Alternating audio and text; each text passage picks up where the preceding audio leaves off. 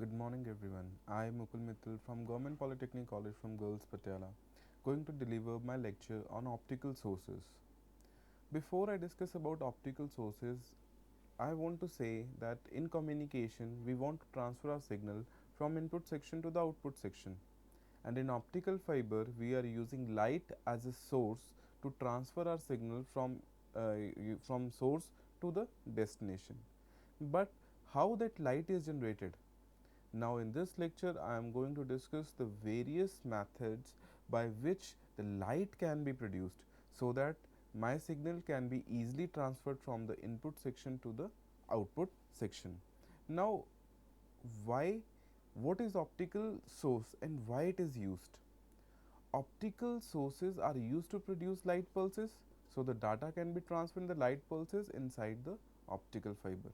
ਉਹੀ ਮੈਂ ਕਿਹਾ ਕਿ ਜਦੋਂ ਆਪਾਂ ਕੋਈ ਵੀ ਲਾਈਟ ਨੂੰ ਪ੍ਰੋਡਿਊਸ ਕਰਨਾ ਹੈ ਤਾਂ ਉਹ ਲਾਈਟ ਨੂੰ ਪ੍ਰੋਡਿਊਸ ਕਰਨ ਦੇ ਆਪਣੇ ਕੋਲ ਕਿਹੜੇ ਕਿਹੜੇ ਵੇਰੀਅਸ ਮੈਥਡਸ ਹੈ ਉਹ ਮੈਂ ਇਸ ਲੈਕਚਰ ਦੇ ਵਿੱਚ ਡਿਸਕਸ ਕਰੂੰਗਾ। ਬੇਸਿਕਲੀ ਆਪਣੇ ਕੋਲ ਜਿਹੜੇ ਅਵੇਲੇਬਲ ਆਪਟੀਕਲ ਸੋਰਸਿਸ ਹੈ they are only of two types.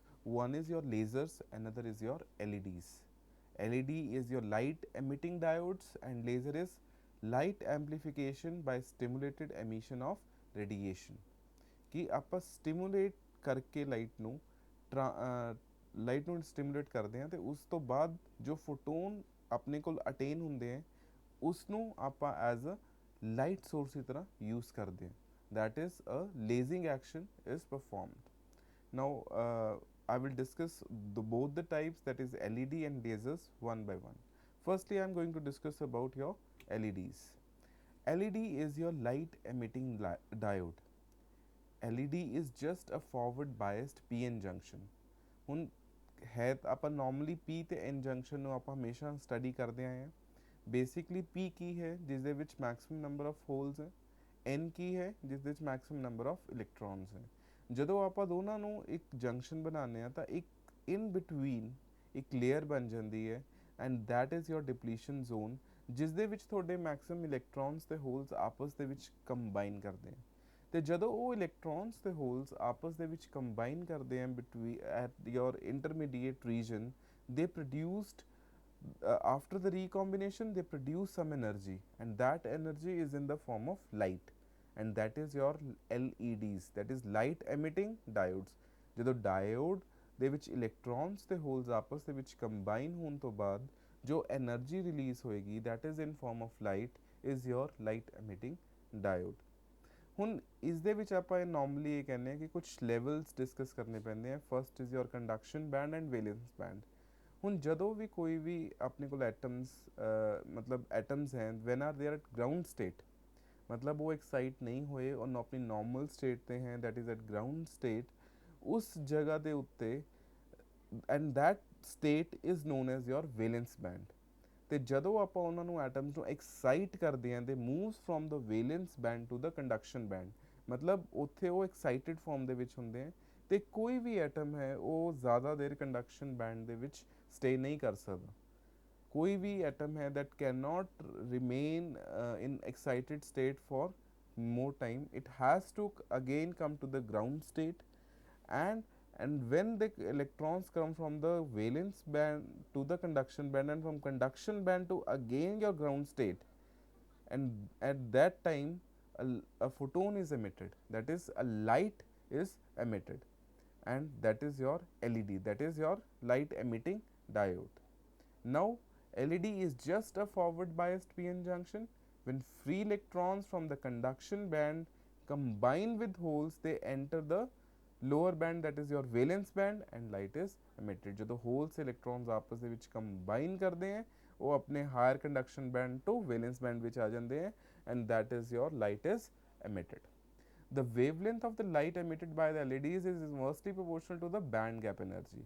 ਜੋ ਕੰਡਕਸ਼ਨ ਬੈਂਡ ਤੇ ਵੈਲੈਂਸ ਬੈਂਡ ਦੇ ਵਿੱਚ એનર્ਜੀ ਗੈਪ ਅਵੇਲੇਬਲ ਹੈ ਉਸ ਦੇ ਬੇਸਿਸ ਤੇ ਆਪਣੇ ਕੋਲ ਕੋਈ ਵੀ ਜੋ ਵੇਵਲੈਂਥ ਜਨਰੇਟ ਹੋਣੀ ਹੈ LED ਦੀ ਉਸ ਤੇ ਡਿਪੈਂਡ ਕਰਦੀ ਹੈ।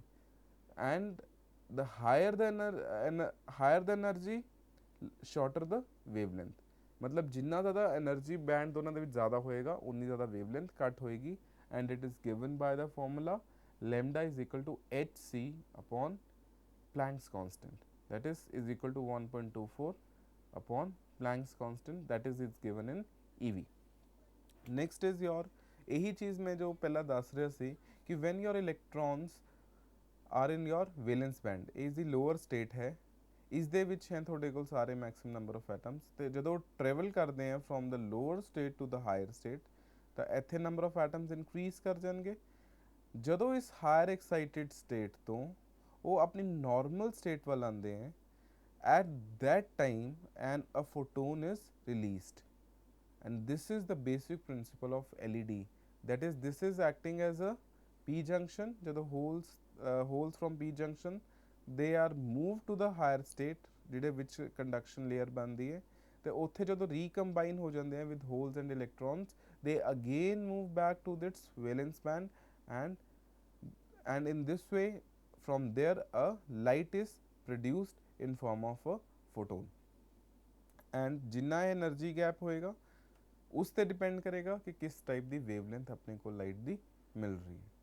ਹੁਣ ਤੁਹਾਡੇ ਕੋਲ number of LEDs R available. one is your planar LED.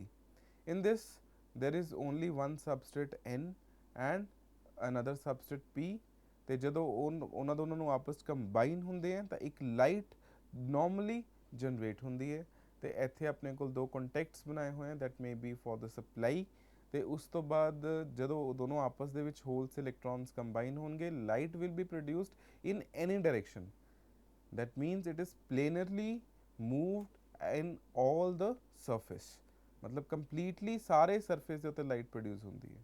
ਉਸ ਤੋਂ ਬਾਅਦ ਆਪਣੇ ਕੋਲ ਦੂਸਰੀ ਤਰ੍ਹਾਂ ਦੇ LEDs ਆ ਜਾਂਦੇ, that is your dome LEDs। ਇਸ ਦੇ ਵਿੱਚ ਜੋ ਉੱਪਰ ਦਾ ਸਬਸਟ੍ਰੇਟ ਹੈ ਉਸਦੀ ਸ਼ੇਪ ਸਰਕੂਲਰ ਹੁੰਦੀ ਹੈ, and that is dome shape, and it is made up of gallium arsenide। ਤੇ ਇਸ ਤੋਂ ਬਾਅਦ ਜਦੋਂ ਕੰਬੀਨੇਸ਼ਨ ਹੁੰਦਾ ਤਾਂ P ਟਾਈਪ ਤੇ N ਟਾਈਪ ਮਟੀਰੀਅਲ ਦਾ, ਉਸ ਤੋਂ ਬਾਅਦ ਜਦੋਂ ਕੰਬਾਈਨ ਹੋਣਗੇ ਤਾਂ ਜਿਹੜੇ atoms will move from the valence band to the conduction band। Combination ਤੋਂ ਬਾਅਦ ਉਹ ਦੁਬਾਰਾ ਕੰਡਕਸ਼ਨ ਬੈਂਡ ਤੋਂ ਜਦੋਂ ਵੈਲੈਂਸ ਬੈਂਡ ਵਿੱਚ ਆਣਗੇ ਉਸ ਟਾਈਮ ਇੱਕ ਲਾਈਟ ਰਿਲੀਜ਼ ਹੁੰਦੀ ਹੈ, and that light which is produced is in a particular direction। basically planar ਤੇ dome ਦੇ ਵਿੱਚ simply ਇੰਨਾ ਕੀ ਫਰਕ ਰੱਖਿਆ ਗਿਆ ਹੈ ਕਿ ਜੋ ਲਾਈਟ ਹੈ ਉਹ ਇੱਕ particular direction ਵੱਲ move ਹੋਵੇ। ਜੇ ਲਾਈਟ ਇੱਕ particular direction ਵੱਲ move ਹੋ ਰਹੀ ਹੈ ਤਾਂ ਉਹਨੂੰ optical fiber ਦੇ ਵਿੱਚ ਭੇਜਣਾ ਬਹੁਤ ਈਜ਼ੀ ਹੋ ਜਾਂਦਾ। that's why ਆਪਾਂ ਬੇਸਿਕ ਰਿਕੁਆਇਰਮੈਂਟ ਹੀ ਹੁੰਦੀ ਹੈ optical fiber ਦੇ ਵਿੱਚ ਕਿ ਲਾਈਟ ਜ਼ਰੂਰ ਪ੍ਰੋਡਿਊਸ ਹੋ ਰਹੀ ਹੈ, but light should be produced in a particular direction so that it can be easily transferred into the optical fiber। so direction of light is also an important criteria in this case। next is your heterojunctions। now ਪਿਛਲਾ ਮੈਂ ਪੜਿਆ ਸੀ P ਤੇ N junction ਨੂੰ ਮੈਂ combine ਕੀਤਾ, ਜਦੋਂ combine ਕੀਤਾ ਉਸ ਤੋਂ ਬਾਅਦ ਇੱਕ એનર્ਜੀ ਰਿਲੀਜ਼ ਹੋਈ, and that energy is in the form of light। ਹੁਣ ਮੈਂ ਕੀ ਚਾਹੁੰਦਾ ਹੈ ਕਿ ਮੇਰੀ ਜੋ ਲਾਈਟ ਹੈ that should be in a particular direction, ਉਸਦੀ ਇੱਕ particular direction ਹੋਵੇ। ਇਹ ਨਹੀਂ ਹੈਗਾ ਕਿ randomly ਲਾਈਟ ਮੇਰੀ ਜਨਰੇਟ ਹੋ ਰਹੀ ਹੈ ਤੇ ਉਸ ਜਿਹੜੀ ਜਨਰੇਟਡ ਲਾਈਟ ਹੈ ਉਸਨੂੰ ਜਦੋਂ ਮੈਂ ਕਪਲ ਕਰਨ ਦੀ ਕੋਸ਼ਿਸ਼ ਕੀਤਾ inside the optical fiber, it is not easily done।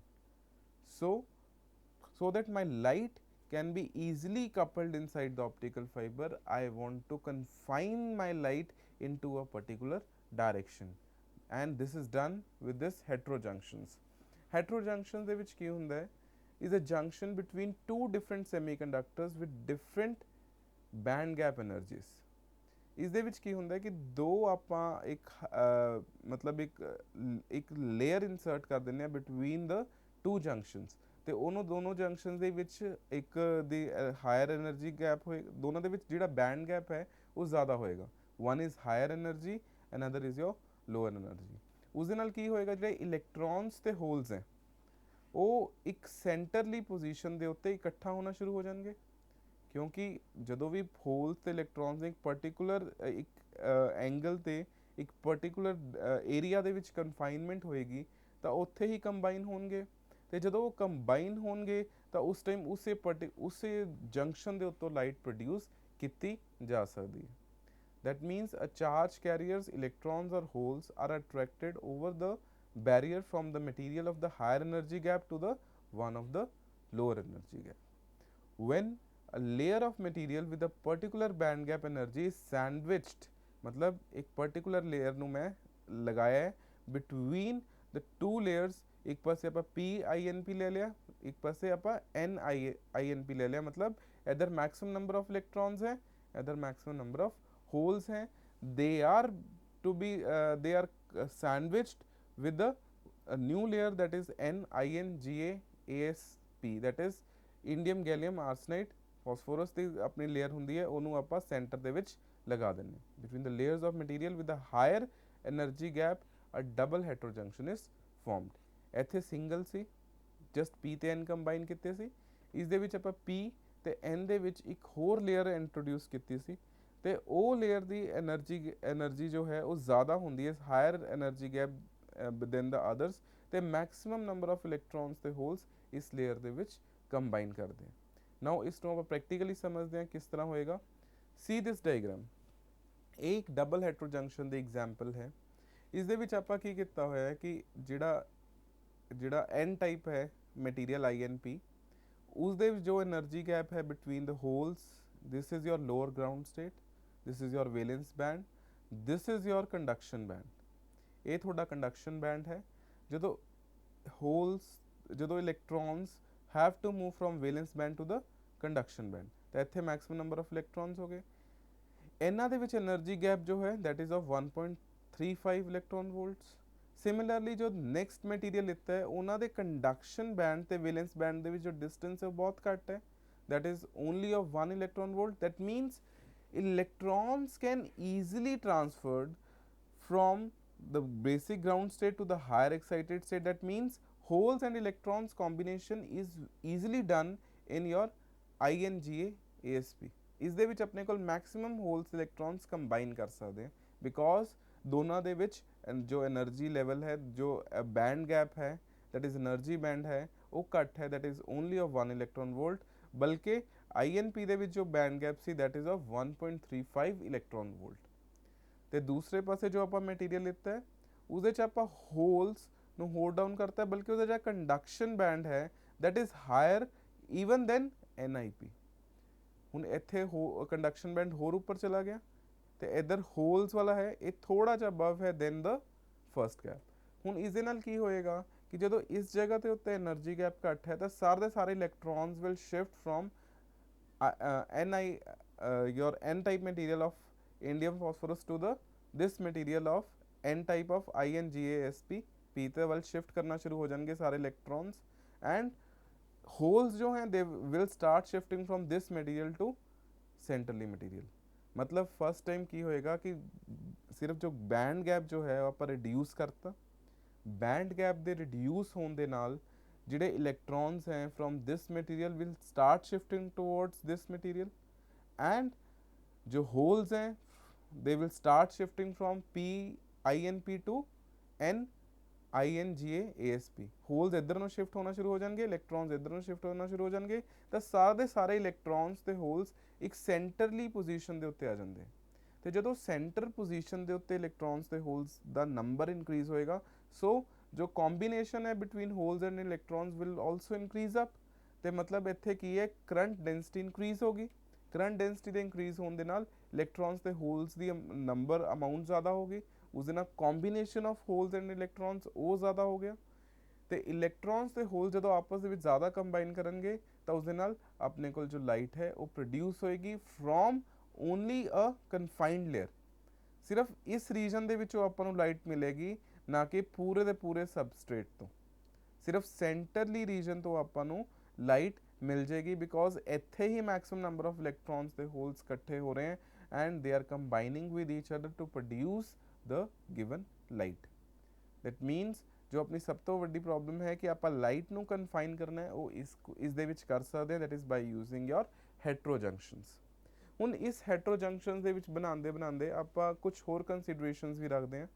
Firstly ਆਪਾਂ ਮੈਟਲ ਕੰਟੈਕਟ ਲਗਾਉਂਦੇ ਹਾਂ ਸੋ ਦੈਟ ਜੋ ਵੀ ਤੁਹਾਡਾ PN ਜੰਕਸ਼ਨ ਦੇ ਆਪ ਕੰਟੈਕਟ ਜੋ ਹੈ ਉਸ ਦੇ ਵਿੱਚ ਕੋਈ ਵੀ ਚਿਰਪਿੰਗ ਪ੍ਰੋਡਿਊਸ ਨਾ ਹੋਵੇ। ਚਿਰਪਿੰਗ ਮਤਲਬ ਇਹ ਕਹਿ ਸਕਦੇ ਹਾਂ कि जो स्ट्रक्चर शुड बी यूनिफॉर्म, जो PN टाइप का स्ट्रक्चर है यूनिफॉर्म रहे, दैट्स वाई आप इलैक्ट्रिकल कॉन्टैक्ट्स लगा देने।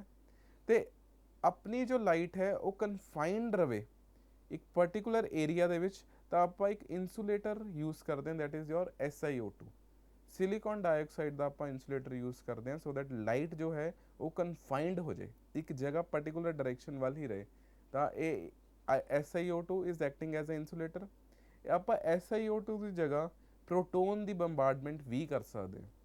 ਜਦੋਂ ਪ੍ਰੋਟੋਨ ਦੀ ਬੰਬਾਰਡਮੈਂਟ ਕਰਦੇ ਹਾਂ ਉਸ ਦੇ ਨਾਲ ਕੀ ਹੁੰਦਾ ਹੈ, ਉਹ ਜਿਸ ਜਗ੍ਹਾ ਤੇ ਆਪਾਂ ਪ੍ਰੋਟੋਨ ਦੀ ਬੰਬਾਰਡਮੈਂਟ ਕਰਦੇ ਹਾਂ ਉਹ ਏਰੀਆ ਵੈਸੇ ਹੀ ਇਨਸੂਲੇਟਰ ਦੀ ਤਰ੍ਹਾਂ ਐਕਟ ਕਰਦਾ। ਦੈਟ ਮੀਨਸ ਆਪਾਂ SiO2 ਵੀ ਯੂਜ਼ ਕਰ ਸਕਦੇ ਹਾਂ as well as your proton bombardment is also used। ਬਾਕੀ ਤੁਹਾਡੇ ਕੋਲ ਇਹੀ ਲੇਅਰਸ हैं। This is A P INP है, ਇਹ ਉਸਦਾ ਮੈਕਸਿਮਮ ਜਿਹੜਾ ਡਾਰਕਰ ਜੋ ਡਾਰਕ ਹੈ ਉਹ ਜ਼ਿਆਦਾ ਮਤਲਬ ਉਹਦੇ 'ਚ ਜ਼ਿਆਦਾ ਇਲੈਕਟ੍ਰॉन्स ਹੋਲਸ ਹੈ as compare to the lighter one. Lighter ਵਾਲੇ ਕੋਲ ਘੱਟ ਹੈ। ਸੋ ਤਾਂ ਕਿ ਪੂਰੇ ਦੇ ਪੂਰੇ ਜੋ ਇਲੈਕਟ੍ਰॉन्स ਦੇ ਹੋਲਸ ਹੈ ਇੱਕ ਪਰਟੀਕੂਲਰ ਏਰੀਆ ਦੇ ਵਿੱਚ ਕੰਬਾਈਨ ਹੋ ਸਕਣ and that is acting as a active region. ਤੇ ਐਕਟਿਵ ਰੀਜਨ ਦੇ ਵਿੱਚ ਤੁਹਾਡੀ ਲਾਈਟ ਜੋ ਹੈ ਉਹ ਐਮਿਟ ਹੋਏਗੀ ਤੇ ਇੱਥੋਂ ਇਲੈਕਟ੍ਰॉन्स ਤੇ ਹੋਲਸ ਆਪਸ ਦੇ ਵਿੱਚ ਟ੍ਰਾਂਸਫਰ ਹੋ ਕੇ ਇਨ ਐਕਟਿਵ ਰੀਜਨ ਦੇ ਵਿੱਚ ਆ ਜਾਣਗੇ ਤੇ ਐਕਟਿਵ ਰੀਜਨ ਦੇ ਵਿੱਚ ਹੀ ਤੁਹਾਡੇ ਇਲੈਕਟ੍ਰॉन्स ਤੇ ਹੋਲਸ ਆਪਸ ਵਿੱਚ ਕੰਬਾਈਨ ਕਰਕੇ ਲਾਈਟ ਨੂੰ ਪ੍ਰੋਡਿਊਸ ਕਰਨਗੇ। Next is my design challenges. ਹੁਣ ਮੈਂ ਕੋਈ ਵੀ ਆਪਟੀਕਲ ਫਾਈਬਰ ਯੂਜ਼ ਬੇਸਿਕਲੀ ਇਹੀ ਹੈ ਕਿ ਆਪਟੀਕਲ ਫਾਈਬਰ ਦੇ ਵਿੱਚ ਆਪਾਂ ਸਿਗਨਲ ਨੂੰ ਟ੍ਰਾਂਸਫਰ ਕਰਵਾਉਣਾ ਹੈ। that is my light signal from my input section to the output section। but ਹੁਣ ਉਸਦੇ ਵਿੱਚ ਸਭ ਤੋਂ ਪ੍ਰੋਬਲਮ ਕੀ ਆਉਂਦੀ ਹੈ, getting the light into a fiber। Light ਕਿਸੇ ਵੀ ਡਾਇਰੈਕਸ਼ਨ 'ਚ ਪ੍ਰੋਡਿਊਸ ਹੋ ਸਕਦੀ ਹੈ, ਉਹਨੂੰ ਪ੍ਰੋਪਰ ਇੱਕ ਡਾਇਰੈਕਸ਼ਨ ਦੇ ਵਿੱਚ ਆਪਟੀਕਲ ਫਾਈਬਰ ਦੇ ਵਿੱਚ ਜਾਵੇ, ਉਹ ਸਭ ਤੋਂ ਵੱਡੀ ਪ੍ਰੋਬਲਮ ਹੋ ਜਾਂਦੀ ਹੈ। that is our design challenge। confining and guiding the light within the device। ਉਹ particular optical fiber ਦੇ ਵਿੱਚ ਹੀ ਲਾਈਟ ਰਵੇ, guided ਰਵੇ, ਉਹ ਕਰਨੀ ਬਹੁਤ ਮੁਸ਼ਕਿਲ ਹੈ। Power to the active region. Power ਕਿਵੇਂ ਆਪਾਂ ਦੇ ਸਕਦੇ ਹਾਂ active region, that means current density ਨੂੰ ਕਿਵੇਂ ਇਨਕਰੀਜ਼ ਕੀਤਾ ਜਾ ਸਕਦਾ ਹੈ। ਬੇਸਿਕਲੀ ਪਾਵਰ ਆਪਾਂ ਇਵੇਂ ਕਹਿੰਦੇ ਕਿ ਜਦੋਂ ਇਲੈਕਟ੍ਰॉन्स ਤੇ ਹੋਲਸ ਜ਼ਿਆਦਾ ਹੋ ਜਾਣ ਇਨਸਾਈਡ ਦ ਐਕਟਿਵ ਰੀਜਨ, ਇਹ ਵੀ ਕਰਨਾ ਆਪਣੇ ਲਈ ਇੱਕ ਡਿਜ਼ਾਈਨ ਚੈਲੰਜ ਹੈ। And getting ਰਿਡ of heat.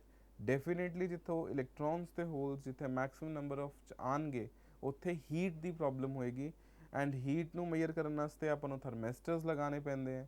ਥਰਮੈਸਟਰਸ ਦੇ ਨਾਲ ਆਪਣੀ ਕਾਸਟ ਇਨਕਰੀਜ਼ ਹੁੰਦੀ ਹੈ ਤਾਂ ਕਿ ਆਪਾਂ ਬਾਰ-ਬਾਰ ਚੈੱਕ ਕਰ ਸਕੀਏ ਕਿੰਨੀ ਹੀਟ ਹੋਗੀ, ਫਿਰ ਉਸ ਤੋਂ ਬਾਅਦ ਹੀਟ ਸਿੰਕ ਲਗਾ ਕੇ ਆਪਾਂ ਹੀਟ ਨੂੰ ਰਿਮੂਵ ਕਰ ਸਕੀਏ। In this way the cost of the product increases. This is the basic design challenges for making an LED or a laser. Next is your अपने को वेरियस टाइप्स ऑफ LEDs हैं, that is surface emitting LEDs जो surface तो light emit करते हैं, मतलब ये पूरे मटीरियल ਦੇ ਉੱਤੋਂ ਲਾਈਟ ਨੂੰ ਪ੍ਰੋਡਿਊਸ ਕੀਤਾ ਜਾ ਸਕਦਾ ਫਰੋਮ ਦ ਟॉप एंड। ਤੇ ਇਹ ਜੋ SLEDs हैं ਇਹ ਇੱਕ ਐਸੇ ਮਟੀਰੀਅਲ ਦੇ ਯੂਜ਼ ਕੀਤੇ ਜਾਂਦੇ ਹਨ। ਹਰ ਜੋ ਮਟੀਰੀਅਲ ਹੁੰਦਾ LEDs ਦਾ ਉਹ ਪਰਟੀਕੂਲਰ ਵੇਵਲੈਂਥ ਨੂੰ ਹੀ ਜਨਰੇਟ ਕਰਦਾ। ਜਿਵੇਂ ਮੈਂ SLEDs ਜੋ ਮਟੀਰੀਅਲ ਯੂਜ਼ ਕਰਦਾ ਉਹ ਹਮੇਸ਼ਾ 850 ਨੈਨੋਮੀਟਰ ਦੀ ਤਕਰੀਬਨ ਵੇਵਲੈਂਥ ਨੂੰ ਪ੍ਰੋਡਿਊਸ ਕਰਦਾ ਹੈ। This is not a condition that 850 nanometers ਦੀ ਹੀ ਵੇਵਲੈਂਥ ਪ੍ਰੋਡਿਊਸ ਹੋਏਗੀ। ਦ ਵੇਵਲੈਂਥ ਜੋ ਪ੍ਰੋਡਿਊਸ ਹੋ ਸਕਦੀ ਹੈ is near to 850 because the bandwidth is not too sharp or the modes which are generated they are not too sharp। सिर्फ ये ज़रूरी नहीं है कि 850 नैनोमीटर्स ही प्रोड्यूस होंगे, उसका नियरली पूरा band of 850 will be generated. ਤੇ ਸਰਫੇਸ ਐਮੀਟਰ LEDs ਨੂੰ ਆਪਾਂ ਬੁਰਸ ਵੀ ਕਹਿ ਦਿੰਦੇ ਹਾਂ ਐਜ਼ ਇਹ ਸਭ ਤੋਂ ਪਹਿਲਾਂ ਡਿਜ਼ਾਈਨ ਕੀਤਾ ਸੀ ਬੁਰਸ ਤੇ ਮਿਲਰ ਨੇ ਮਿਲ ਕੇ ਕੀਤਾ ਸੀ, ਦੈਟਸ ਵਾਈ ਆਪਾਂ ਇਹਨੂੰ ਬੁਰਸ ਵੀ ਕਹਿ ਦਿੰਦੇ ਹਾਂ ਐਂਡ ਸਰਫੇਸ ਐਮੀਟਰ LEDs ਵੀ ਕਹਿ ਦਿੰਦੇ ਹਾਂ। ਇਸ ਦੇ ਵਿੱਚ ਕੀ ਹੈ ਦੇਖੋ, ਇਹ ਕੰਟੈਕਟਸ ਬਣਾਏ ਗਏ। This is your material that is N type gallium arsenide, फिर उस तो बाद N type he aluminium gallium arsenide. This is a sandwich layer between the two, gallium arsenide and your P gallium arsenide. एक type holes हैं, एक type electron इधर electrons हैं इधर होल्स हैं, तो उसदे विच जो लेयर सैंडविच की गई है that is N type of aluminium gallium arsenide. This is the sandwich layer, so it is acting as a hetero junction. ਤੇ ਇਹ ਹੈਟਰੋ ਜੰਕਸ਼ਨ ਤੇ ਲਗਾਉਣ ਦੇ ਨਾਲ ਜੋ ਲਾਈਟ ਹੈ ਉਹ ਪਾਰਟਿਕੂਲਰਲੀ ਇੱਕ ਡਾਇਰੈਕਸ਼ਨ ਵੱਲ ਹੀ ਕੰਬਾਈਨਡ ਰਹੇਗੀ, that is in this contact, and from there the light is produced out। next is your edge emitters LED। ਜੋ ਪਿੱਛੇ ਆਪਾਂ ਪੜ੍ਹੇ ਸੀ that is surface emitter LEDs, ਉਹ ਪੂਰੇ ਸਰਫੇਸ ਤੋਂ ਲਾਈਟ ਜਨਰੇਟ ਕਰ ਰਹੇ ਸੀ, ਬਟ edge emitters LEDs ਇੱਕ ਪਾਰਟਿਕੂਲਰ ਐਜ ਦੇ ਉੱਤੋਂ ਲਾਈਟ ਪ੍ਰੋਡਿਊਸ ਕਰਨਗੇ and this edge is acting as your active region, ਇਹਨੂੰ ਤੁਸੀਂ active region ਕਹੋਗੇ। and ਇਹ ਤਕਰੀਬਨ ਜੋ ਆਪਾਂ surface your edge emitters LEDs ਹੁੰਦੇ ਇਹ ਤਕਰੀਬਨ 10 nanometers ਦੀ ਲਾਈਟ ਨੂੰ ਪ੍ਰੋਡਿਊਸ ਕਰਦੇ हैं। they are used to work in this range, but they are used only because the material of used in ELEDs, that is edge emitters LEDs, that is used to produce 10 nanometers. It is only the material which is responsible to generate this wavelength। ਇਸ ਦੇ ਵਿੱਚ ਆਪਾਂ ਕੀ ਕੀਤਾ, ਜਿਹੜੀ light ਹੈ ਉਹਨੂੰ ਕਨਫਾਈਨ ਕਰਤਾ, ਇੱਧਰ ਆਪਾਂ ਇਨਸੂਲੇਟਰ ਲਗਾਤੇ ਤਾਂ ਕਿ ਆਪਣੀ ਜੋ ਲਾਈਟ ਹੈ ਇੱਧਰ ਉੱਧਰ ਨਾ ਜਾਏ, ਪਰਟੀਕੂਲਰਲੀ ਇੱਕ ਡਾਇਰੈਕਸ਼ਨ ਤੋਂ ਹੀ ਲਾਈਟ ਦੀ ਆਊਟਪੁੱਟ ਆ ਸਕੇ। ਐਂਡ ਇੱਥੋਂ ਆਪਣੀ ਕਨਫਾਈਨਮੈਂਟ ਹੋ ਗਈ, ਤੇ ਜੋ ਇੱਥੋਂ ਪ੍ਰੋਡਿਊਸ ਹੋਇਆ ਐਂਗਲ ਦੈਟ ਇਜ਼ ਯੋਰ ਲੈਂਬਰਟੇਰੀਅਨ। ਇਹ ਇੱਕ ਆਪਣੇ ਕੋਲ ਲੈਂਬਰਟੇਰੀਅਨ ਕ੍ਰਾਈਟੀਰੀਆ ਹੁੰਦਾ ਜਿਸ ਦੇ ਵਿੱਚ ਦੱਸਦਾ ਹੈ ਕਿ ਅਗਰ ਕਿਸੇ ਪਰਟੀਕੂਲਰ ਡਾਇਰੈਕਸ਼ਨ ਮਤਲਬ ਥੀਟਾ ਦੇ ਉੱਤੋਂ ਲਾਈਟ ਨਿਕਲਦੀ ਹੈ ਤਾਂ ਉਹ ਕਿਸ ਟਾਈਪ ਦੇ ਐਂਗਲਸ ਬਣਾਏਗਾ। ਇਸ ਦੇ ਵਿੱਚ ਦੱਸਿਆ ਹੋਇਆ ਹੈ ਕਿ ਉਹ ਜੋ ਏਰੀਆ ਬਣੇਗਾ that is of 30 degrees and ਜੋ ਹੌਰੀਜ਼ੋਂਟਲੀ ਬਣੇਗਾ ਦੈਟ ਇਜ਼ ਆਫ 120 ਡਿਗਰੀਜ਼। ਤੇ ਇਸ ਦੇ ਥਰੂ ਇਹ ਆਪਣੇ ਕੋਲ ਇੱਕ ਕ੍ਰਾਈਟੀਰੀਆ ਹੈ ਟੂ ਫਾਈਂਡ ਆਊਟ ਕਿ ਕਿੰਨਾ ਕੁ ਆਪਣੇ ਕੋਲ ਲਾਈਟ ਏਰੀਆ ਕਵਰ ਕਰੇਗੀ। ਤਾਂ ਇਸ ਦੇ ਵਿੱਚ ਆਪਾਂ ਮਟੀਰੀਅਲ ਜੋ ਯੂਜ਼ ਕੀਤਾ ਸੀ ਉਹ ਉਹੀ ਹੈ ਕਿ ਕਨਫਾਈਨਡ ਕੀਤਾ ਗਿਆ between the two layers, that is P type aluminium gallium arsenide. ਤੇ ਉਸ ਤੋਂ ਬਾਅਦ ਆਪਾਂ ਪੀ ਨੈਗੇਟਿਵ ਕਰ ਲਿਆ, ਮਤਲਬ reduce some type of electrons, that is aluminium gallium arsenide। ਤੇ ਸੈਂਟਰ ਦੇ ਵਿੱਚ ਹੋਰ ਐਕਟਿਵ ਰੀਜਨ ਹੋ ਗਿਆ, then n type of aluminium gallium arsenide and n type of gallium arsenide। ਇੱਕ ਸਾਈਡ P ਲੈ ਲਿਆ, ਇੱਕ ਸਾਈਡ N ਲੈ ਲਿਆ। ਜੋ ਸੈਂਟਰਲੀ ਰੀਜਨ ਸੀ ਉਸ ਦੇ ਵਿੱਚ ਉਸਦੀ ਕਨਸੈਂਟ੍ਰੇਸ਼ਨ ਆਫ ਇਲੈਕਟ੍ਰॉन्स ਐਂਡ ਹੋਲਸ ਨੂੰ ਚੇਂਜ ਕਰ ਲਿਆ, ਐਂਡ ਇਨ ਸੈਂਟਰ ਦੇ ਵਿੱਚ ਆਪਣੇ ਕੋਲ ਜੋ ਲਾਈਟ ਪ੍ਰੋਡਿਊਸ ਹੋ ਰਹੀ ਹੈ that is acting as a active region where the electrons and holes are combining with each other। next is your coupling light inside the fiber। मैं ਤੁਹਾਨੂੰ ਪਹਿਲੇ ਹੀ ਕਿਹਾ ਸੀ this is the design challenge ਕਿ light ਆਪਣੀ properly optical fiber ਦੇ ਵਿੱਚ ਜਾਣੀ ਚਾਹੀਦੀ ਹੈ। ਜੇ light optical fiber ਦੇ ਵਿੱਚ properly ਨਹੀਂ ਜਾ ਰਹੀ, there is no use to produce a good light from even from LEDs or laser। basic condition is how the light is moved inside the optical fiber। ਪਹਿਲਾਂ ਤਾਂ direct coupling ਹੀ ਹੈ ਕਿ ਜਦੋਂ light ਇੱਥੋਂ produce ਹੋਈ ਉਹਨੂੰ directly ਆਪਾਂ fibre ਦੇ ਵਿੱਚ ਭੇਜਤਾ। ਸੈਕੰਡਲੀ ਆਪਾਂ ਲਾਈਟ ਨੂੰ ਇੱਕ ਪਰਟੀਕੂਲਰ ਐਂਗਲ ਤੇ ਕਨਫਾਈਨ ਕਰਨ ਦੀ ਕੋਸ਼ਿਸ਼ ਕੀਤੀ, ਉਸ ਦੇ ਵਿੱਚ ਆਪਾਂ ਗ੍ਰਿਨ ਲੈਂਸ ਲਗਾ ਲਿਆ, ਦੈਟ ਮੀਨਸ ਜਿਵੇਂ ਸਰਕੂਲਰ ਰੈਕਟੈਂਗੂਲਰ ਲੈਂਸ ਲਗਾਤਾ, ਉਸ ਦੇ ਨਾਲ ਜੋ ਲਾਈਟ ਹੈ ਉਹ ਕਰਵਡ ਫਾਰਮ ਦੇ ਵਿੱਚ ਇੱਕ ਸੈਂਟਰ ਪੁਆਇੰਟ ਤੇ ਇਕੱਠੀ ਹੋ ਜਾਏਗੀ and it is moved inside the optical fibre. ਤੇ ਅਗਰ ਆਪਾਂ ਲੈਂਸ ਨੂੰ ਚੇਂਜ ਕਰ ਲਈਏ, ਬॉल ਲੈਂਸ ਲਗਾ ਲਈਏ, ਉਸ ਦੇ ਵਿੱਚ ਜੋ ਹੈ ਉਹ ਟਕਰਾ ਕੇ ਦੈਨ ਇੱਕ ਪਰਟੀਕੂਲਰ ਐਂਗਲ ਦੇ ਉੱਤੇ ਜੋ ਲਾਈਟ ਹੈ ਉਹ ਮੂਵ ਕਰ ਸਕੇਗੀ ਇਨਸਾਈਡ ਦ ਆਪਟੀਕਲ ਫਾਈਬਰ। ਅਗਰ ਆਪਾਂ ਲੀਜ਼ਡ ਫਾਈਬਰ ਐਂਡ ਯੂਜ਼ ਕਰੀਏ ਦੈਟ ਮੀਨਸ ਫਾਈਬਰ ਦੇ ਉੱਤੇ ਹੀ ਆਪਾਂ ਲੈਂਸ ਲਗਾ ਦਈਏ, ਉਸ ਦੇ ਨਾਲ ਜੋ ਪ੍ਰੋਪਰ ਹੈ ਲਾਈਟ ਜੋ ਨਿਕਲ ਰਹੀ ਹੈ ਪਰਟੀਕੂਲਰ ਐਂਗਲ ਦੇ ਉੱਤੇ ਟਕਰਾ ਕੇ ਹੀ ਫਾਈਬਰ ਦੇ ਵਿੱਚ ਐਂਟਰ ਕਰੇਗੀ। ਤੇ ਇਸ ਦੇ ਵਿੱਚ ਆਪਾਂ ਐਂਟੀ ਰਿਫਲੈਕਸ਼ਨ ਕੋਟਿੰਗ ਯੂਜ਼ ਕਰਦੇ ਹਾਂ of magnesium fluoride the. And ਆਪਾਂ ਹਮੇਸ਼ਾ ਕੋਸ਼ਿਸ਼ ਕਰਦੇ ਹਾਂ ਕਿ ਜੋ ਆਪਣੇ ਐਜਿਸ हैं ਉਹ ਹਮੇਸ਼ਾ ਰਫ ਰਹਿਣ। ਅਗਰ ਉਹ ਐਜਿਸ ਰਫ ਹੋਣਗੇ ਤਾਂ ਮਲਟੀਪਲ ਰਿਫਲੈਕਸ਼ਨ ਜੋ ਹੈ ਇਨਕਰੀਜ਼ ਕਰਨਗੇ ਐਟ ਪਰਟੀਕੂਲਰ ਐਂਗਲ ਦੇ ਉੱਤੇ ਆਪਾਂ ਬੈਕ ਰਿਫਲੈਕਸ਼ਨਸ ਨੂੰ ਇਮੀਡੀਏਟਲੀ ਰਿਡਿਊਸ ਕੀਤਾ ਜਾ ਸਕਦਾ। This is the basic requirement. Next is your characteristics of LEDs। ਸਭ ਤੋਂ ਪਹਿਲੀ ਕਰੈਕਟਰਿਸਟਿਕ ਹੈ LED ਦੀ ਕਿ ਇਹ ਸਸਤੀ ਹੈ, ਲੋ caste. This is the only reasons why we are using LEDs till now instead of lasers, because lasers are very costly and LEDs are of very low cost, and the consumption by LEDs they have a very lower power, and but ਇੱਕ ਇਸਦਾ ਨੁਕਸਾਨ ਵੀ ਹੈ, ਇੱਕ ਇਸਦੀ ਕਰੈਕਟਰਿਸਟਿਕ ਵੀ ਹੈ, that is a wide spectrum produced। ਜੋ ਪੂਰਾ ਦਾ ਪੂਰਾ ਬੈਂਡਵਿਡਥ ਹੈ ਉਹ ਜ਼ਿਆਦਾ ਬੈਂਡ ਆਫ ਵੇਵਲੈਂਥਸ ਆਪਣੇ ਕੋਲ ਪ੍ਰੋਡਿਊਸ ਹੁੰਦੀ ਹੈ।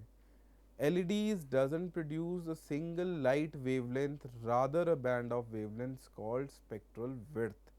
ਇੱਕ wavelength generate ਨਹੀਂ ਕਰਦਾ, number of wavelengths are generated and that acting as a spectral width।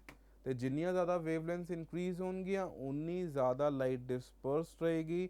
ਅਗਰ ਲਾਈਟ ਡਿਸਪਰਸਡ ਰਹੇਗੀ ਤਾਂ ਉਸਦੀ ਕਨਫਾਈਨਮੈਂਟ ਕਰਨੀ ਬਹੁਤ ਮੁਸ਼ਕਿਲ ਹੈ ਇਨਸਾਈਡ ਦਾ optical fibre, as well as dispersed light ਨੂੰ ਟ੍ਰਾਂਸਫਰ ਕਰਨਾ inside an optical fibre is very difficult.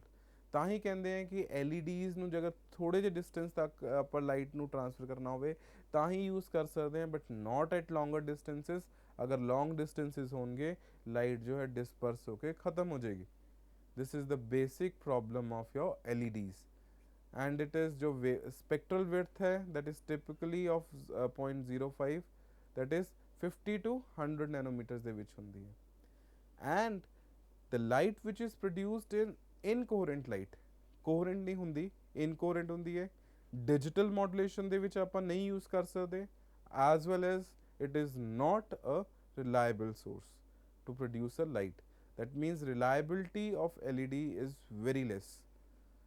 and this is the basic graph कि with temperature ਦੇ ਨਾਲ किस तरह use ਹੁੰਦੇ हैं। that is अगर edge emitters use करिए तो flat हो जाएगा, and SLEDs use करिए तो top ਤੇ ਜਾਏਗਾ।